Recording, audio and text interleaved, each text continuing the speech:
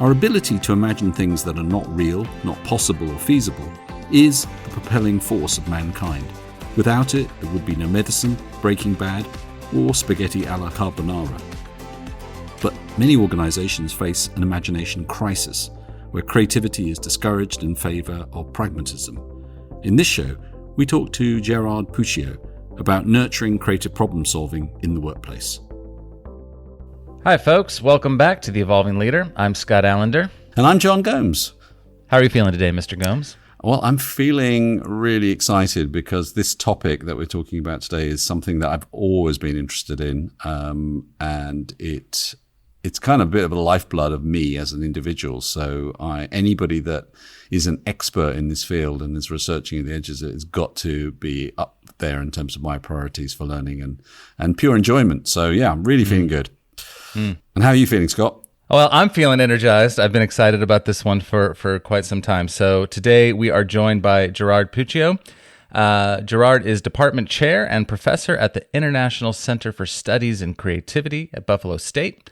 He's written extensively about creativity and leadership and received the State University of New York Chancellor's Recognition Award for Research Excellence and the President's Medal for Scholarship and Creativity. He gained his PhD at Manchester University in organizational psychology, and we're delighted that he's here. Professor Puccio, welcome to the show. Well, Scott, thank you for having me here. And John, nice to meet you. Are you going to ask me how I'm feeling? Yeah, how are you feeling, Gerard?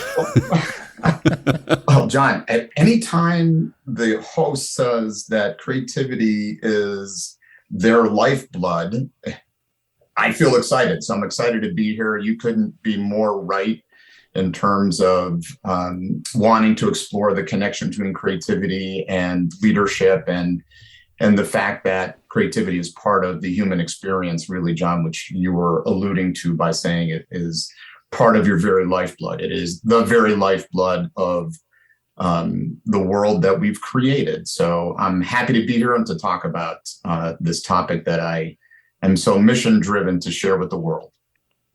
Well, welcome to The Evolving Leader. You've looked at creativity from many different perspectives. Can we start with getting a sense of your research and the areas that most excite you? Yeah, sure. Well, backing up just a bit in terms of the topic, let's be clear what creativity is, because often we have misconceptions or narrow views in terms of this complex human phenomenon called creativity. So, of course, creativity is expressed through the arts, but it has much more to do than strictly the arts. It's the ability to imagine new possibilities and to bring those new possibilities into reality. Fundamentally, that's what creativity is. And I love the title of the podcast, The Evolving Leader, because I would maintain, and this is something I've been focused on for the last 10 years or so, is looking at how creativity really is part of the evolving human experience. In fact, I would say creativity is our competitive advantage, because if you think about the human species and you compare us really to other species on the planet, we're not that terribly strong. We can't run that fast. We can't fly away from danger. We don't naturally camouflage ourselves. And you think, well, how did our species survive that in a world with so many threats? Well, I would argue that one of our clear competitive advantages is our ability to creatively solve problems. And therefore, when you look at the current environment that we're in and that leaders are in, so taking that evolutionary perspective on creativity and saying it's part of the fundamental human experience, when you look at leaders today and the environments that they find themselves in a world that's changing rapidly, how do you adapt quickly? Creative imagination. And so really looking at, you asked what makes me excited, is connecting creativity to leadership and making the case that leaders are creative problem solvers. That's what they do. At the end of the day, how do you know you've been successful as a leader? You've helped to guide your teams or organizations to achieve meaningful goals. And along the way, you have to solve problems, because it's not easy. It's not easy leading others and moving others towards accomplishing meaningful goals. So I'm excited about fusing creativity to leadership by way of saying leaders are creative problem solvers. So a few years back, IBM promoted what was a much cited piece of research saying what you're saying, essentially, that the most prized attribute among CEOs was creativity.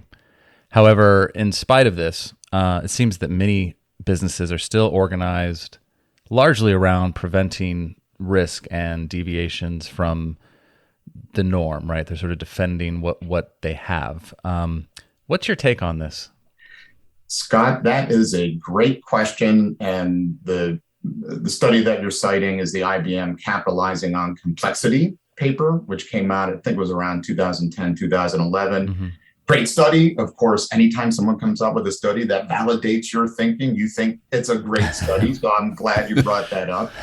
Yeah, so let's dig into that a little bit. So IBM surveyed and interviewed 1,500 executives around the world. And in an environment that's described as a VUCA world, volatile, uncertain, complex, and ambiguous, and looking at that complexity not going away, but increasing as these leaders look to the future, they saw the world becoming increasingly more complex. And as a result, when they were asked fundamentally, what do you believe are those key skills that help you to deal with complexity? As you pointed out, nearly 70% of these executives said creativity. So in terms of the point that you raised about organizations and the dilemma in organizations, right? So creativity is a fundamental leadership skill, but organizations are designed around efficiency and repeatability and predictability. Let me go back to evolution. There's a polarity between conformity and creativity in that they complement one another.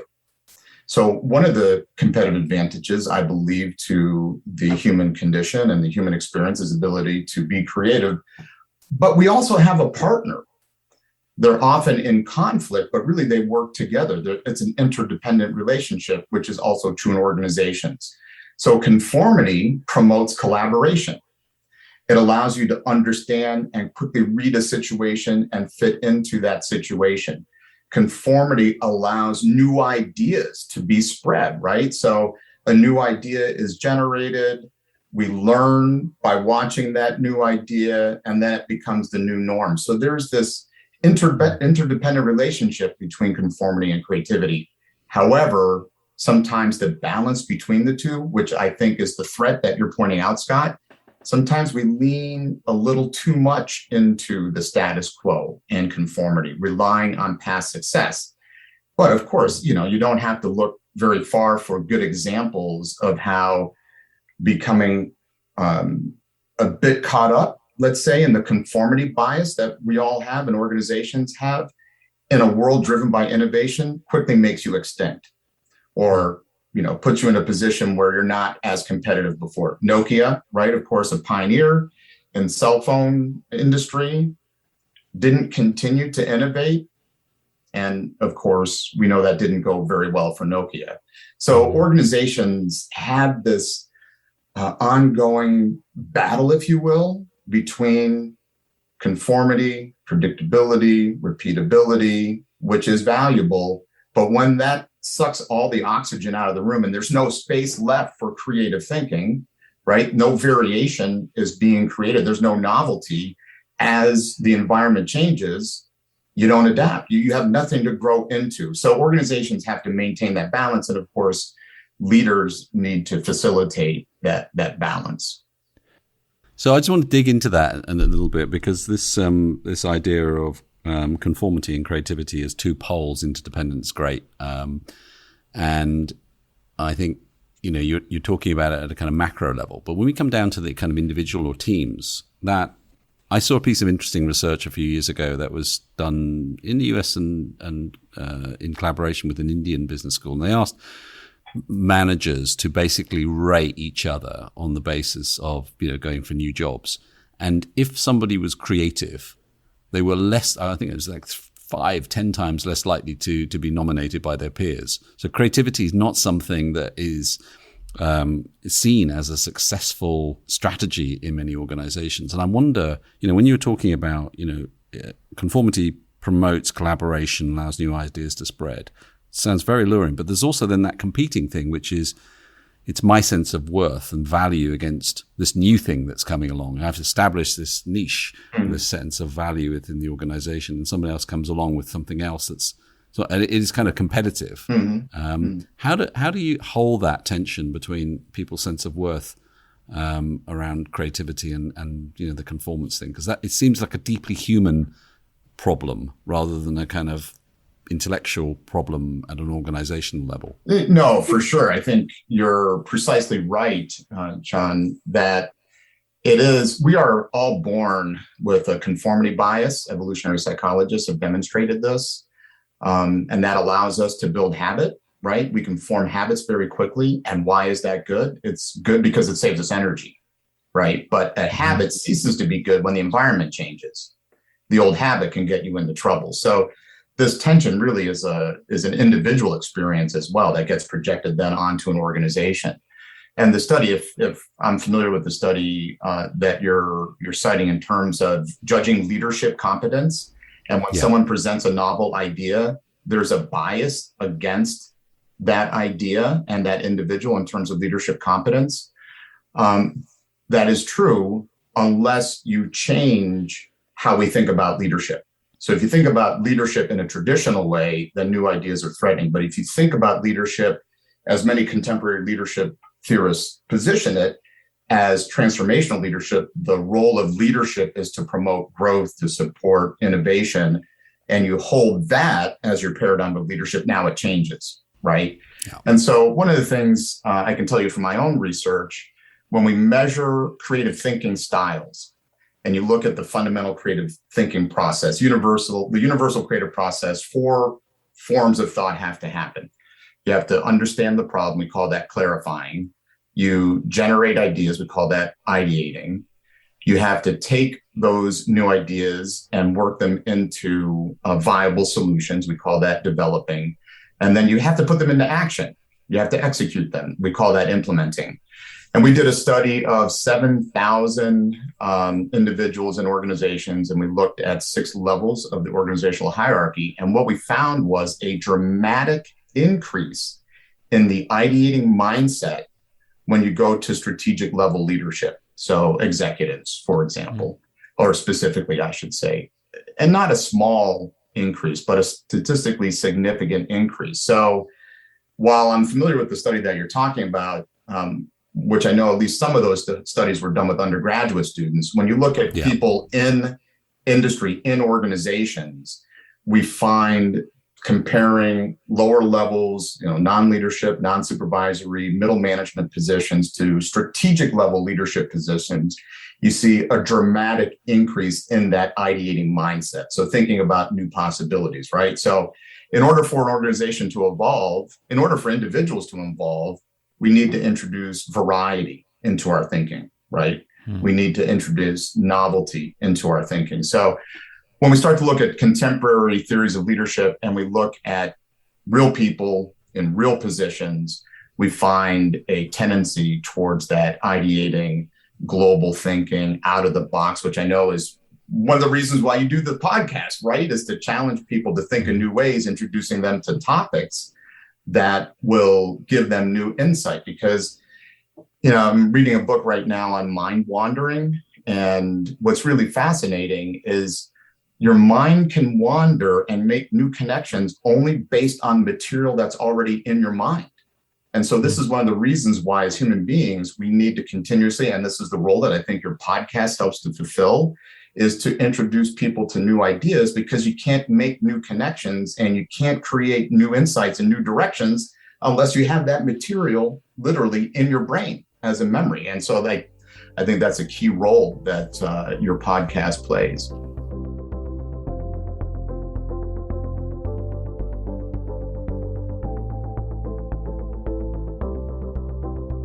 So in the work that you do with teams, there's so much in here. It's so rich. I'm taking notes frantically over here. In this sort of, four focus areas, Mhm. especially between like ideating, developing, and implementing. Where does it tend to break down in organizations that can't unlock that creativity, even if their senior execs are ideating, right? So there's a lot of Mhm. good ideas at the top, but we're not seeing them become commercial realities. Mhm. Is that a problem you observe a lot? And if so, what is the tendency there? What has to be unlocked and what has to be developed in the team to bring it all the way forth to reality? Yeah, that's a great question. I appreciate that. So, the name of the theory and the measure that we use it's a psychological measure. It's been around for 20 years. It's called FourSight, the number four, Mm-hmm. FourSight, FourSight. What's interesting is that we have found, digging a little deeper, Scott, into your question, we have found um, that different functions and different occupations attract people with different thinking preferences. So in the finance areas, you find high clarifying. In IT, you find high clarifying and high developing, a very analytical mindset. In engineering, you find more developing. In marketing, you find more ideating. Um, so one of the things that occurs in terms of collaboration is that you get people with different mindsets working together, which sometimes can be conflictual, right? They're literally thinking in different ways, which creates frustration. And I know you're a big fan of emotional intelligence. It causes problems in terms of emotional hijacking because you get frustrated when other people don't think like you do, Mm-hmm. right? It becomes a personal tension versus just a difference in terms of process. So I think that's one of the things that can get in the way is not understanding and managing the full creative process because you have to do all four, frankly, really well. You have to do all four to be creatively successful. But a point of, we were talking about that dialectic, that polarity, that challenge between conformity and creativity, that often leaders fail to sell their ideas into the organization, right? And then it becomes very difficult to make that ship turn successfully. So I would say one of the failures is a failure in transforming a novel idea into something that is accepted and bought into on the part of an organization because the organization is designed not for the future, it's designed to carry out success from the past and in the Mm-hmm. present, and leaders are about the future. And I think one of the challenges for leaders is when you have that novel new direction, and sometimes this is where the greatest creativity occurs, is in selling the idea, right? Creativity happens in all four of those areas. And when it comes to implementing, getting the stakeholders on board, being able to get them to embrace new novelty, going back to John's study that he was referring to, one of the reasons why people resist leaders with new ideas, it means it's going to be more work for you. So how do you sell that? It's selling novelty to others because what does it do? It challenges their conformity bias. Hey, I'm super comfortable where I am. And so I think the challenge, Scott, coming back to your question, is it's salesmanship. How do you Mm-hmm. sell that novelty in a way that is embraced by others? Mm-hmm. So can we just dig into FourSight for a moment? Tell us a little bit about the tool and how it works. So FourSight is based on, and it's a little bit of a course, a play on words. FourSight, humans have foresight, right? That's a form of creativity, being able to project into the future and thinking about new possibilities. So FourSight is helping people, one, to understand, you use the expression when we started, it's your lifeblood. Well, everyone is wired to be creative. We're endowed with this gift through evolution to be creative thinkers.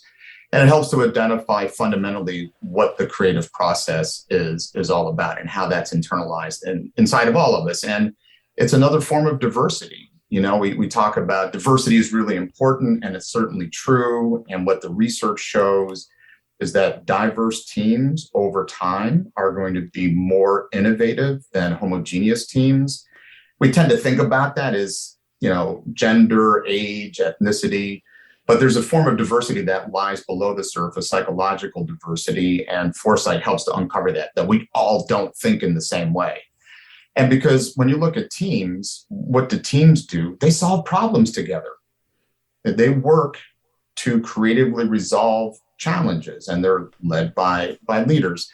And so FourSight is a 36-item questionnaire. It's a standard psychological measure with good psychometrics, self-report, and individuals respond to this 36-item questionnaire, 9 questions designed to measure each of the 4 thinking preferences.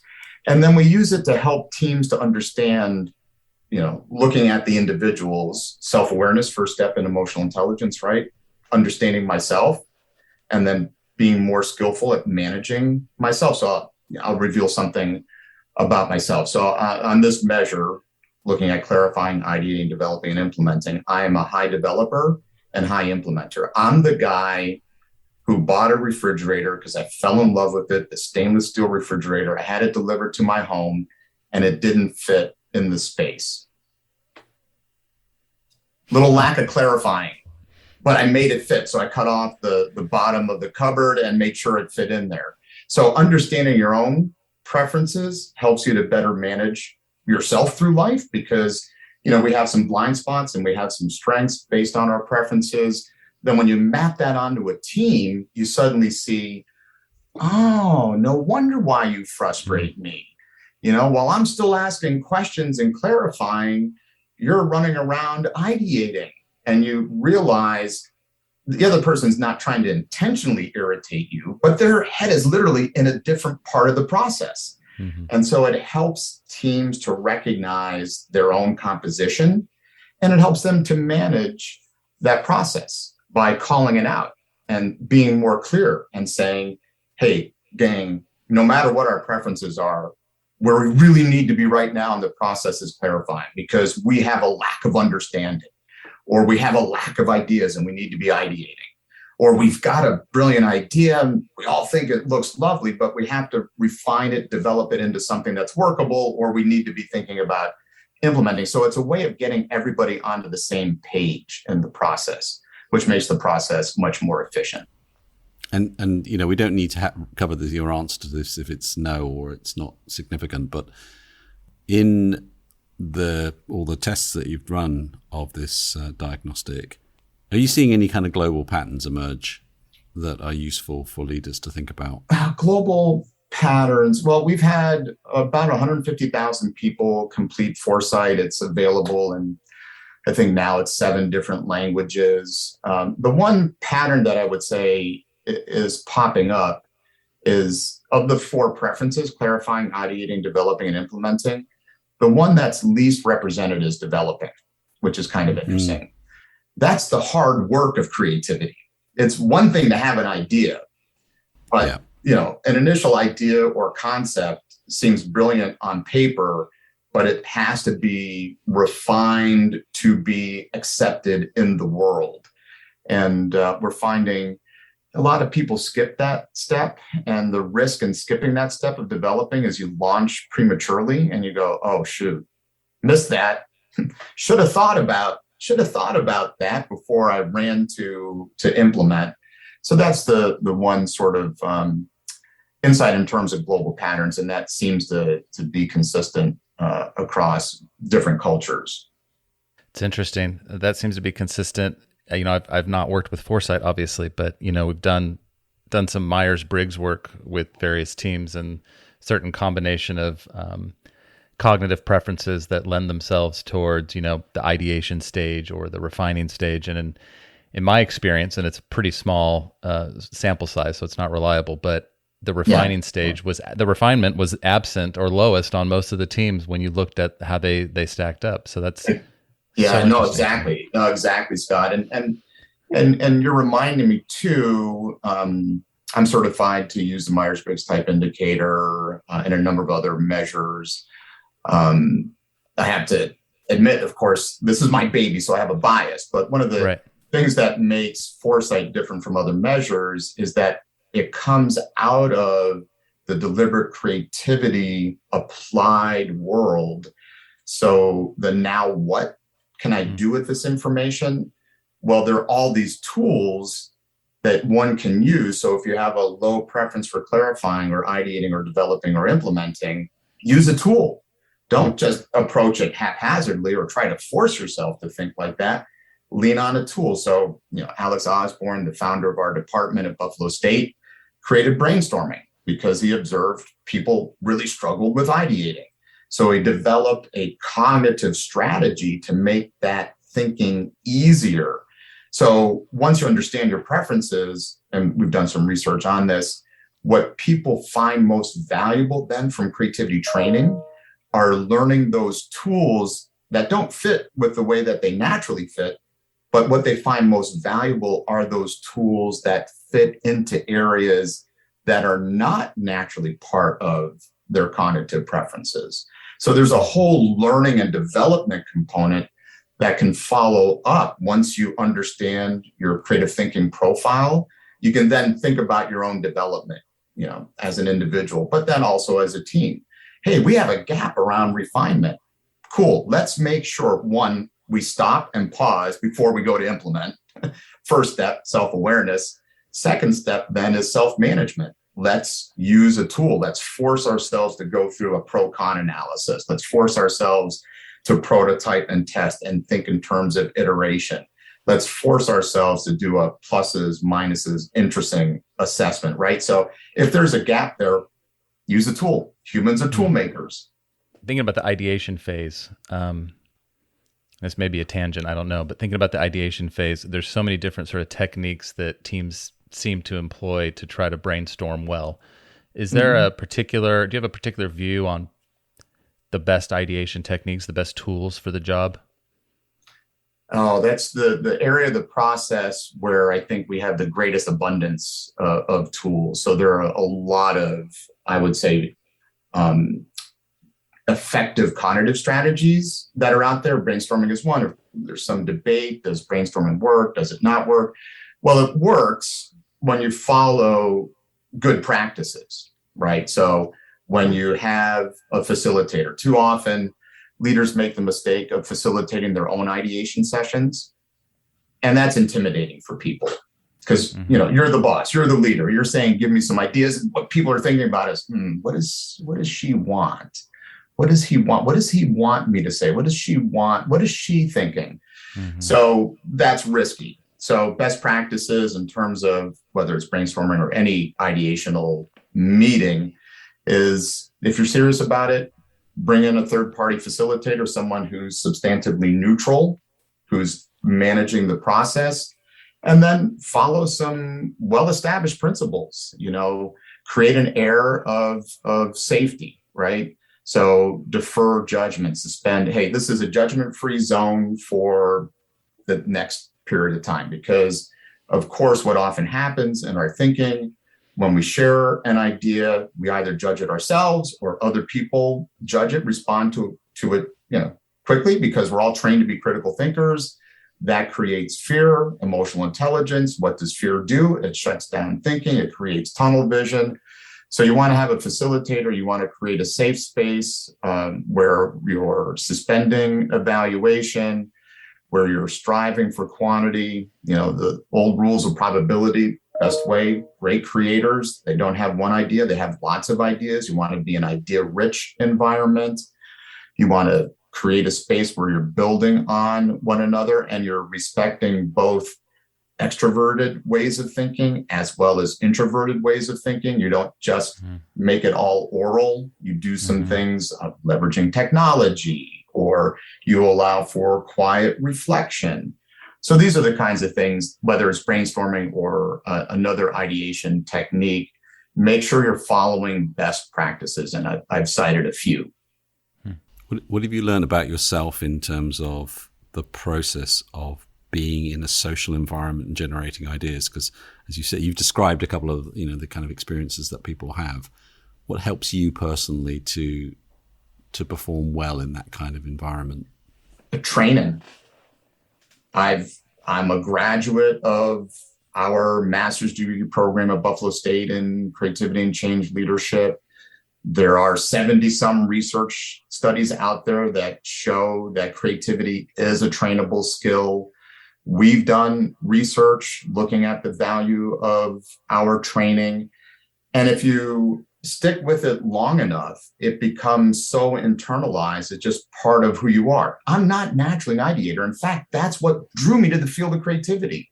What? You can have more than one idea? Wow, that's amazing. I'm a developer implementer. I'll get it done. And so when I was an undergraduate student, being introduced to these methodologies fundamentally changed how I think. I'm never stuck for an idea. What makes you powerful as a person or as a leader is having alternatives, right? You have a goal you're going after, you run into an obstacle, you can think of a dozen different things you can do to get around that obstacle. You can't cope, be resilient, or achieve your goals if you can't think laterally, right? If you can't, options equate to power. The more options you have, the more powerful you are. So for me, I'm one of those guys who can say and not only the department chair of creativity and change leadership at Buffalo State, but I'm a product of that training. And so when I'm brainstorming, for example, on campus, people will look and say, whoa, you're such a great ideator. You're so fluent. You're a wonderful divergent thinker. Yeah, that's a result of training. That's not natural, or wasn't natural for me, but it is now. It's part of my natural behavior. The other thing I would say, we're talking about, ideational sessions and so forth. Let's bring it out of that context and just think about how you manage your life and how over your lifetime you encourage your own divergent thinking. One of the things that we're in short supply of is just idea time. We work in such a fast-paced world that one of the things that we need to do to build into our daily routines is some time to get away. Because when you live in an action-oriented execute, what you tend to do is to go with the first idea that occurs to you, which is generally not the most original idea. It's just the first thought that occurred to you. And so building into one's routine, I know this sounds like a conflictual thought, building into one's routine idea time to reflect, time to think, time to incubate, does allow your mind, thinking about neuroscience, it promotes an opportunity for mind wandering to make those new connections. So training has allowed me to be more collaboratively effective in terms of ideating, and then also managing my own life as a chair, as a thought leader in the field. Before COVID, travel is a great way to allow for incubation and mind wandering. Looking forward to getting back to that, having that thought and time to reflect, that moment of mind wandering that's built into my routine. So that's the other thing that I've done with intent in my life, is to build in idea time. So with idea time, going back to what you said earlier about the importance of novelty and variety, would you suggest that, you shouldn't always schedule your idea time at, 1 p.m. on the same, every day of the week kind of thing, but mix it up and mix up where you go to find those ideas and all the things, bringing that all together? Oh, yeah. For sure. For sure. Yeah. You want to, again, coming back to mind wandering, your mind can only wander where it's been. Right. And so if you always go to the same place and you view the same thing, you're not feeding novelty. One of the things that fuels creativity is diversity and flexibility. What's a key characteristic of divergent thinking? You can be a fluent thinker, you can have hundreds of ideas, but if they're all essentially the same variation of the same thought that you've always had, you're not tapping into what we call cognitive flexibility, which is generating a range of ideas. So, yeah, Scott, I think there's a lot of wisdom in what you share, though I call it a routine. Routine shouldn't always be the same thing. I always go to the same coffee shop and I have the same cup of coffee and I sit in the same chair at 1 o'clock every afternoon. Right. That's a good start, but bring in variety. So, this variety, it is There is something, especially when you get that kind of aha moment of falling in love with an idea. It's me, I literally come up with something, and even though maybe 1,000 people have come up with it, it still feels like it's part of me. How do you detach from that quickly so that you can create more and more alternatives? Because if you do come up with something that's, feels great, it's hard to let go of it and be objective around it. Mm-hmm, mm-hmm. Yeah, that's a great question. Well, first of all, that's the reason why creativity is so rewarding, right? Because your ideas are part of you. And to tie this into leadership, when we deny others, the opportunity to be creative at work, in a way, we're denying them the essence of being a human being. Mm-hmm. So that's okay. I mean, that's what Csikszentmihalyi calls that flow state, right? You are so intrinsically driven and you're so passionate about your ideas, or you're so challenged by the problem that you're working on. That kind of intrinsic, falling in love with your own thinking, that's really important, because that's when you work really hard on solving that problem. So that's okay. But as you point out, the risk is, like when we all fall in love at first and you don't see the limitations in the relationship or whatever, to draw an analogy, the same thing can be said about ideas. You don't see the shortcomings, the limitations. So, that's where, again, incubation works, not implementing immediately, saying, okay, let me pause. I'm in love with this idea before I run out and get wedded to it and married to it or put it into reality. Let me step back in that process. Let me get some feedback. Let me share it with others. Let me use a tool. Let me be really objective. Subjectively, I'm in love with it. But, we have a tool that we teach called POINT, which stands for pluses, opportunities, issues, and new thinking. This is one of those refinement tools. So run your idea through a point evaluation, and it helps you to be more objective. So looking at this idea, honestly looking at it, what are the pluses? What are the strengths?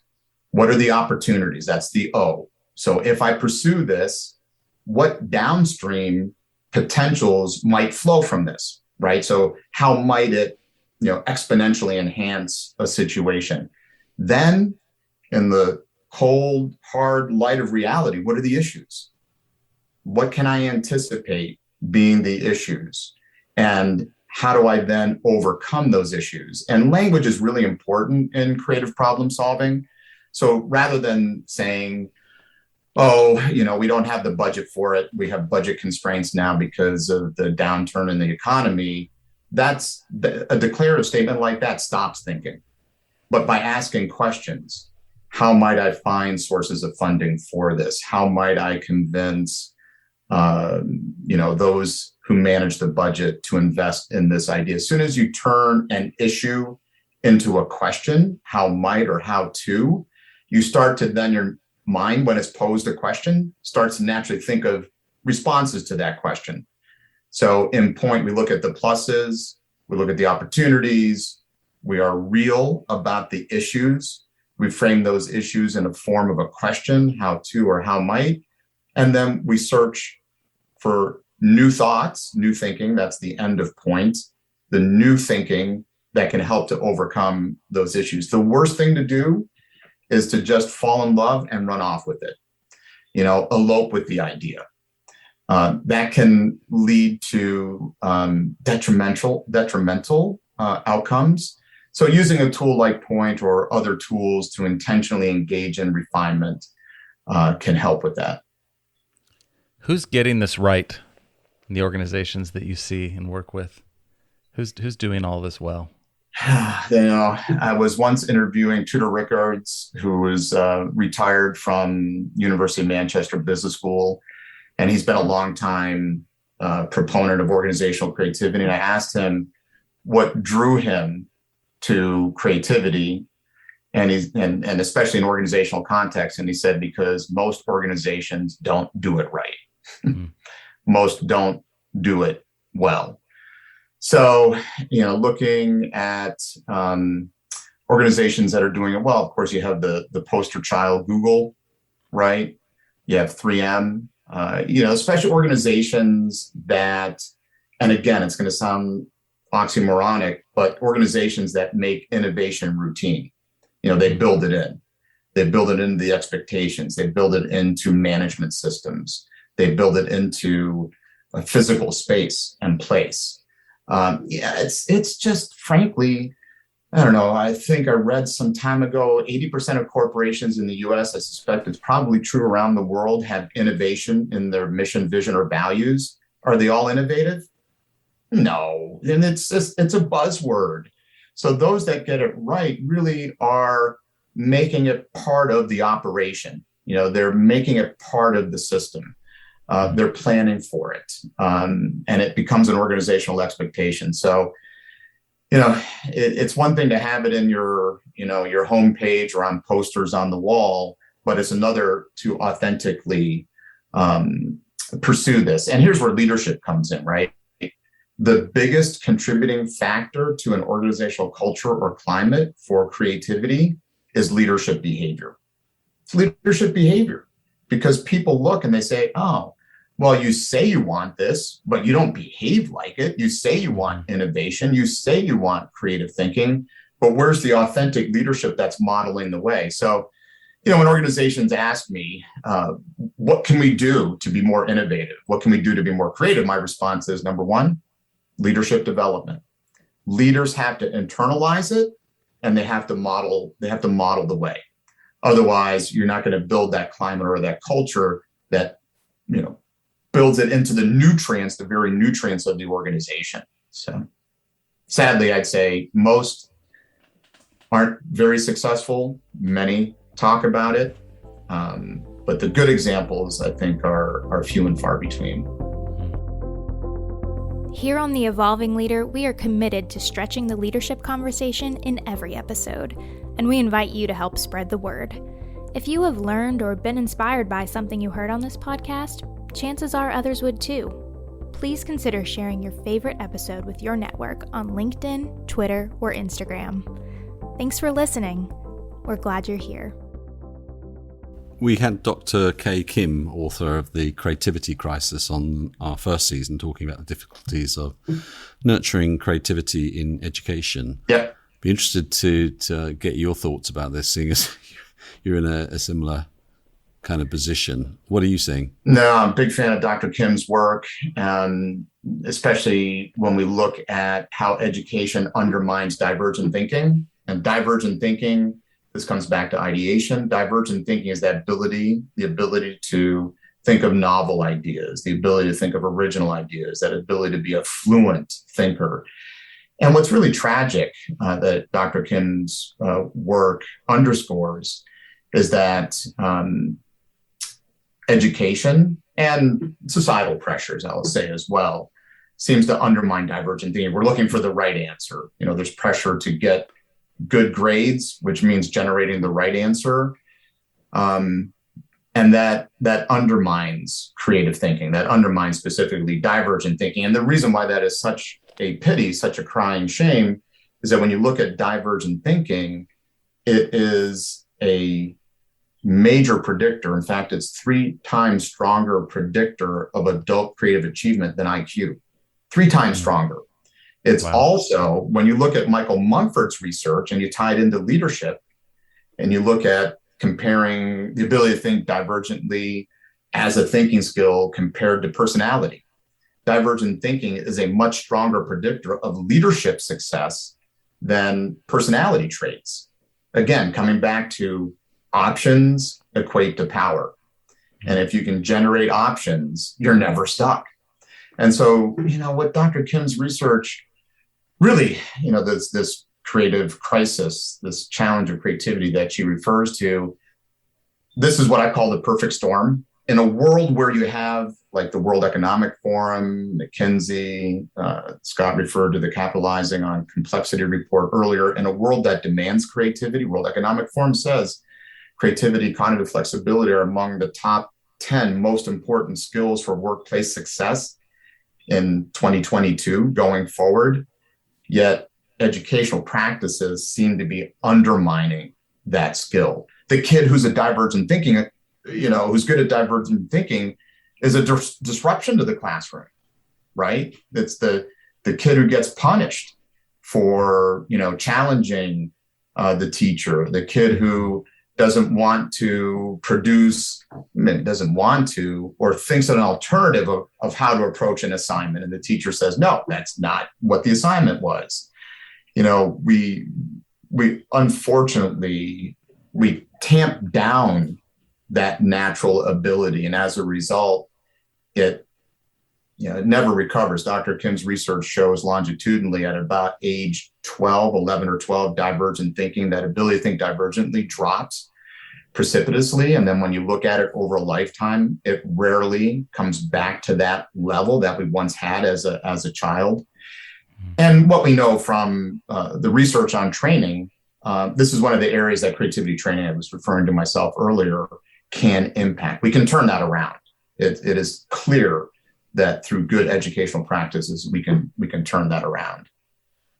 So let's just pause there for a moment. This has been amazing, really rich. What else should we be asking you? What other good questions would help to get under the lid of things that you're doing? Well, thanks. Thanks for turning the interviewer's job over to the interviewee. I appreciate that flipping the table there.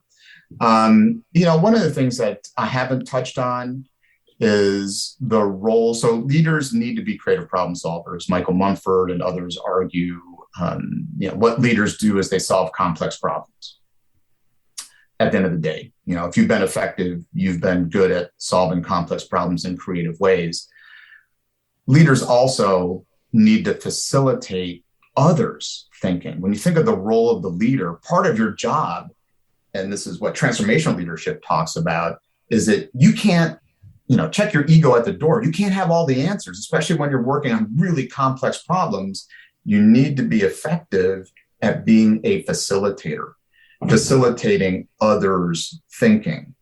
It was a story that case study came out of a business school in France, where they were looking at leadership's impact on a climate for creative thinking. And they were interviewing operators, and an operator solved a manufacturing problem that was a multi-euro problem each year, because this was a persistent maintenance problem. And when they created the case study, the academician, the business school professor said, "Hey, this is really clever. This is really amazing that you came up with this really elegant solution to this persistent maintenance problem. When did you have this idea?" And the operator said, "Oh, I had this idea about 10 years ago." "Why? You had this idea 10 years ago? Why didn't you implement it 10 years ago?" And the operator said, "Nobody ever asked me. It wasn't until recently where my manager asked me if I had any ideas about how to solve this persistent maintenance problem. And I shared my idea with my manager then." So, I share that story because leaders need to see themselves as facilitators, as part of their role is to facilitate, to challenge others to think, and to draw ideas out of others. And through that, create a climate where it's not just the leader that's pursuing ideas, but ideas are being pursued as a collective, that everyone within that team, within that unit, within that organization feels safe. Unlike that operator who had that idea for 10 years, all the euros that could have been saved had someone asked him 10 years prior. So the thing that I would emphasize there is leaders are facilitators. They can promote thinking or they can shut thinking down. This was great. Thank you. Thank you so much for joining us. I could talk to you honestly for hours. This is really, really insightful stuff. So really appreciate your time. Yeah, well, thank you. I appreciate your time. Thank you, gentlemen.